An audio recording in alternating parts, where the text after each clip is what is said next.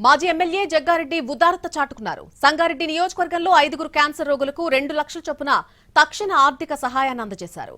Gutka, cigarette వంటి దురలవాట్ల కారణంగా cancer బారిన పడి మీ కుటుంబాలకు అన్యాయం చేయొద్దని జగ్గారెడ్డి హితవు పలికారు. దురలవాట్లకు దూరంగా ఉండి ఆరోగ్యంగా జీవించాలని ప్రజలను కోరారు.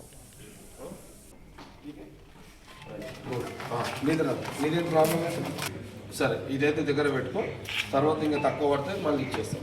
అయిపోయింది, రైట్, రిలాక్స్ ఇచ్చేసి. మాజీ ఎమ్మెల్యే జగ్గారెడ్డి ఉదారత చాటుకున్నారు. సంగారెడ్డి నియోజకవర్గంలో 5 క్యాన్సర్ రోగులకు 2 లక్షల చొప్పున తక్షణ ఆర్థిక సహాయాన్ని అందజేశారు. గుట్కా, సిగరెట్ వంటి దురలవాట్ల కారణంగా క్యాన్సర్ బారిన పడి మీ కుటుంబాలకు అన్యాయం చేయొద్దని జగ్గారెడ్డి హితవు పలికారు. దురలవాట్లకు దూరంగా ఉండి ఆరోగ్యంగా జీవించాలని ప్రజలను కోరారు.